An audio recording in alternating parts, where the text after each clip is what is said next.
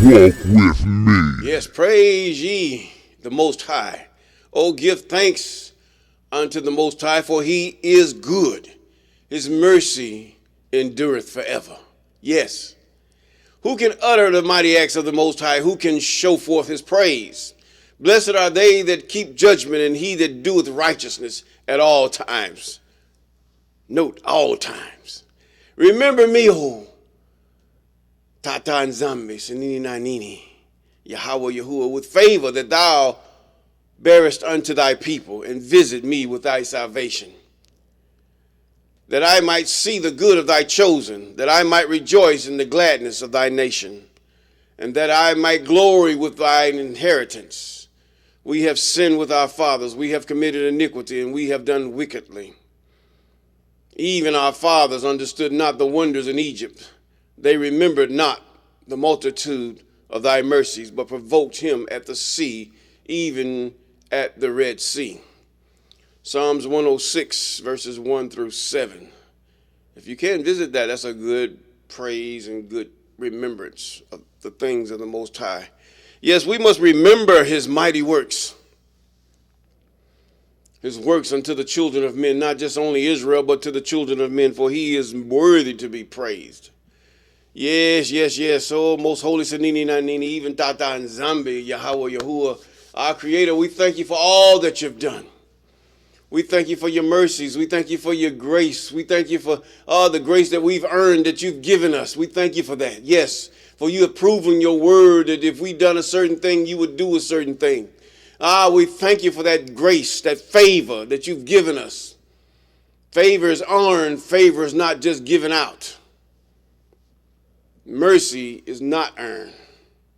Mercy is granted. Oh, most holy Sanini Nanini, we ask you to deal with our minds and hearts, that we might turn unto you, remember our ways, remember your deliverance out of the things, those bills, the debts, the threats upon our life. These are the salvations that you have wrought, even the tidings of evil that came toward our homes and our person.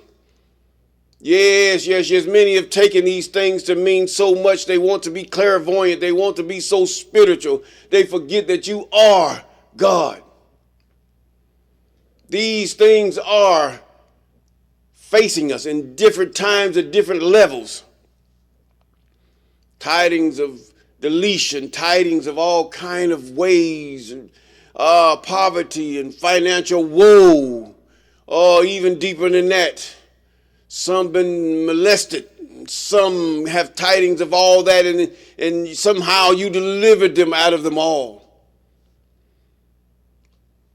But yet once we delivered them, we begin to go back as we shake our head and nod our eyes at the ancient history of our people, and we say, I would have done better. We go back and doing those things that we used to do. But we thank you for all that you've done, and we give you the glory and the praise that your deliverance is near to those who would ask for it in obedience to your laws, ordinances, statutes, and commandments. Yes. Deliver me from the hands of evil spirits who sway over the thoughts of men's hearts, and let them not lead me astray from thee, O my God.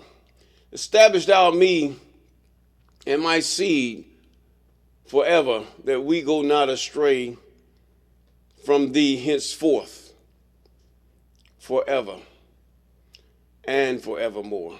Jubilees Chapter 12, verse 20. I didn't quote that all very good, but you go back and read it. It's basically the same. Yes, yes, yes. Good morning, good afternoon, good evening, those of you on Facebook, YouTube, TikTok. We thank God for you, you, and you. We give God the glory and the praise for you. Yes, yes, yes, yes, yes. And we also thank God for those of you that have joined us from the beginning, and you've been here. You never missed a beat. We thank God for you. We can clap and praise for you because you have gained that knowledge, even that knowledge of your own accord, that you have began to have discernment of what is bad and what is evil doctrine and what is good. Yes, even the law of our Most High, beloved Most High. Yes. And those of you that have come in between, we thank God for you. Yes, we thank God for you. You're struggling, and sometimes it seems like you'll never catch up. But the fact is that it doesn't matter that you gain the knowledge and wisdom through the reading of the Scripture to understand what is good and what is false knowledge and doctrine. And those of you that have just joined, we thank God for you. We ask you to get in that word, get in that word, get in that history. Yes, not only the biblical history, but other history. Yes, biblical history is just a collected book. But those of you that have just come, we thank God for you. And those of you that are about to come, we call those things that are not as though they are. Yes, we give God the glory. Yes, yes, yes. They shadow ban me. They do some of everything. But the fact is, they bear their own judgment. Those who behind it, they bear their own judgment. That's the only thing I can say. I'm no one special, but the word of God is. Now, we're in the book of Jubilees, and let me see, I think chapter 45. Now, I was reading it. Yes, chapter 45. Well, I read these things. I read them maybe 2 and 3 times and still forget them. Yeah, that's just the way I've been that way for all my life, really. And we just read that Judah died. The 2 sons, and in the land of Canaan, the 2 sons of Judah died, and Onan, because they did not want to bear seed. They did not want to bear seed unto their brethren. Now, and they had no children, and the children of Israel buried those who perished in the land of Canaan, and they were reckoning among the 70 Gentile nations. Yes. Now, chapter 45. Chapter 45. We've read this before. We're going to read it again. And Israel went into the country of Egypt, into the land of Goshen, on the new moon. That's the first day of God's month. Yes. On the new moon, the first month of the first month, in the second year of the third week of the 45th Jubilee. Now, if you read from the last time we've talked, that would be probably approximately pretty close to a month of travel. But I could be mistaken or errant. And Joseph went to meet his father to the land of Goshen, and he fell on his father's neck and wept. In other words, so glad to see you, Daddy. So glad to see you. So glad you see you doing good. So glad to see your face. Brings many memories when somebody been in your childhood, somebody been in your life. I mean, from 17, this boy was raised up by Egyptians, but from a baby to 17, he was raised by his daddy, taught and reared, disciplined by his daddy.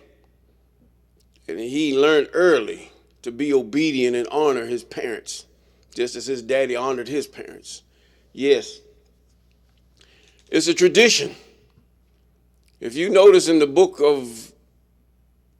different books of the Bible, it's a tradition that a man should honor his parents, that he should honor his parents.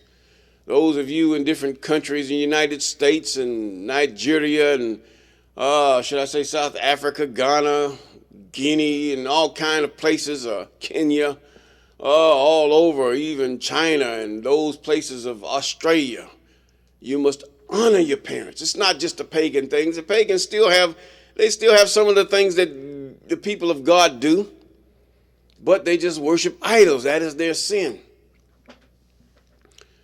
They go by what they see, not by what they feel or what they think or what they feel.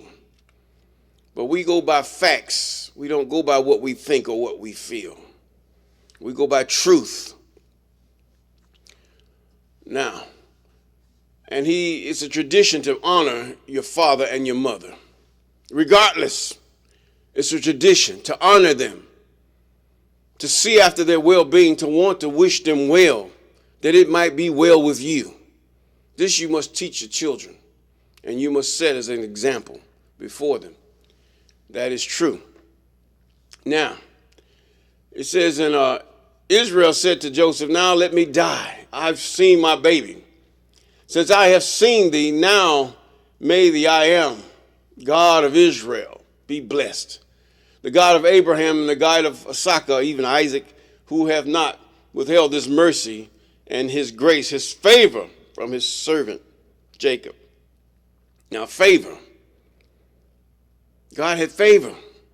When God allows you to see certain days, there's something you've done that either he's having mercy on you to the point that he's trying to bring you to repentance, or he had favor on you to let you live such long lives.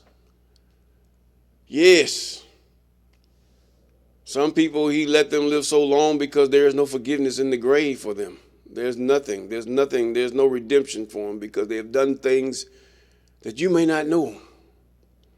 That's according to his word warrants no mercy or no favor. Now, it is enough for me that I have seen thy face while as I am yet alive. Verse 4. True is the vision which I saw at Bethel. Blessed be the I am my God forever and ever, and blessed be his name. This is how we should talk as people of God. We should talk about that, how we should say, oh, we just praise, we just bless his name because the fact is he have done so many great things. Yes. In verse 5, and Joseph and his brothers ate bread before their father and drank wine, and Jacob rejoiced in exceedingly great joy because he saw Joseph eating with his brothers. You know, I got my family now.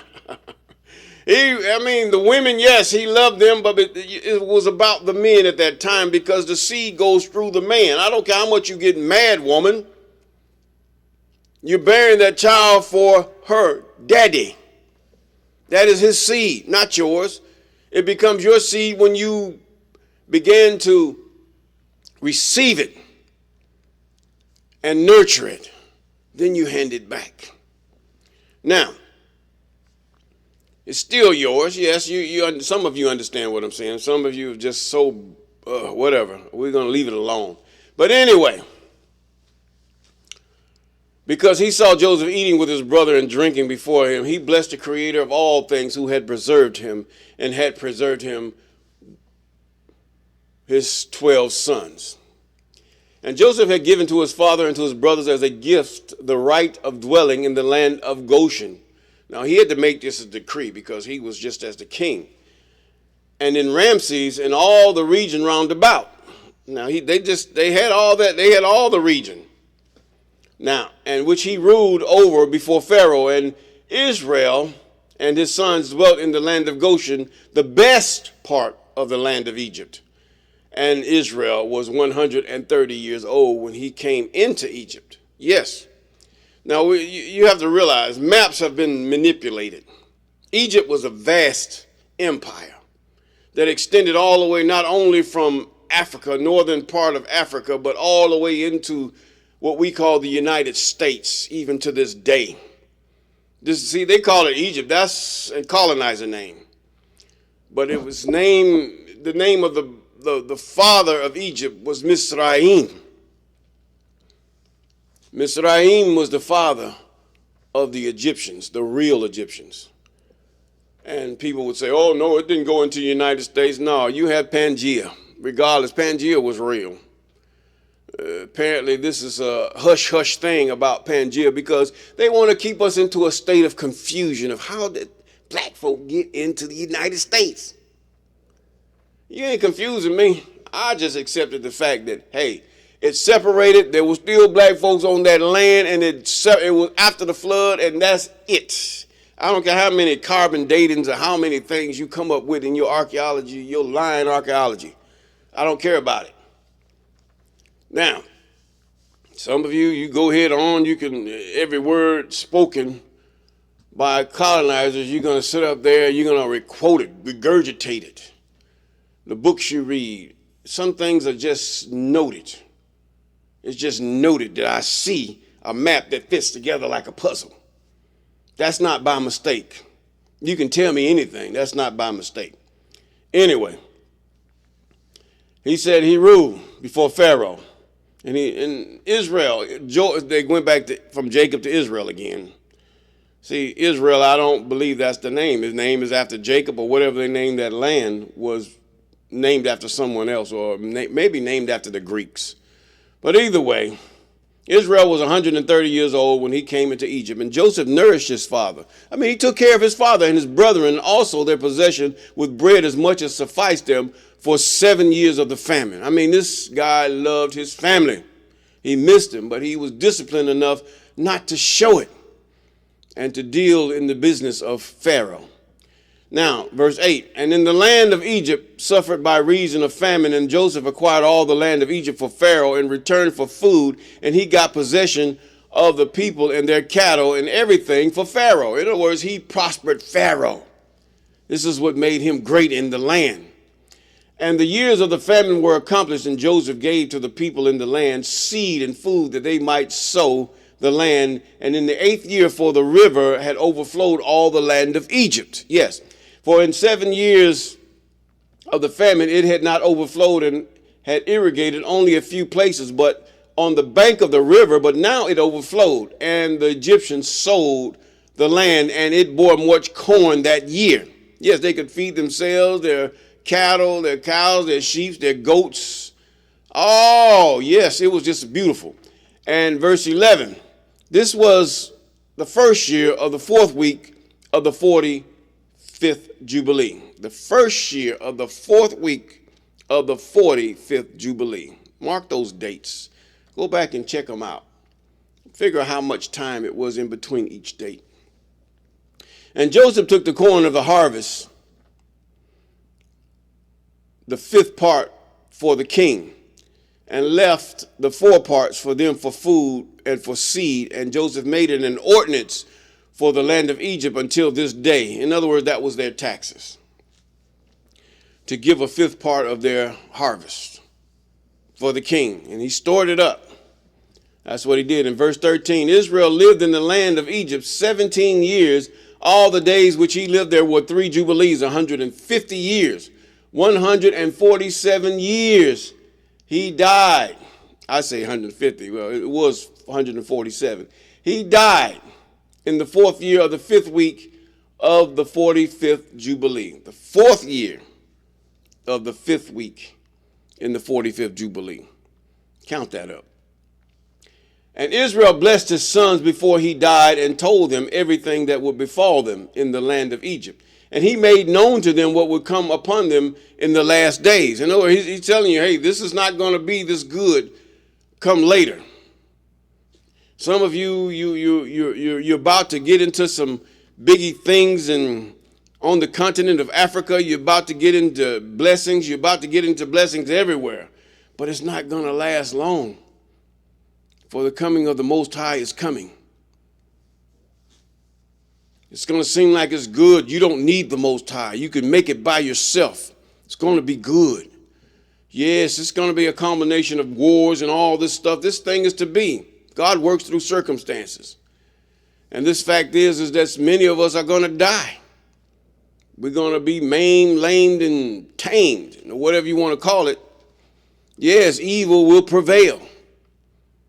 But when all of that suddenly, it's going to be something good. Yes, something good.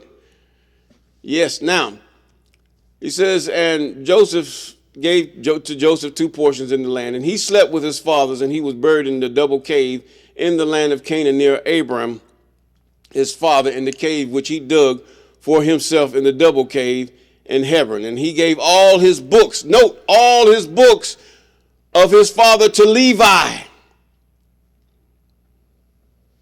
All the books of his father to Levi. These were laws, statutes, commandments, and judgments. This was before Moses, but what happened to him at the coming out of Egypt? His sons, that he might preserve them and renew them for his children to this day. And with that, we're going to say peace.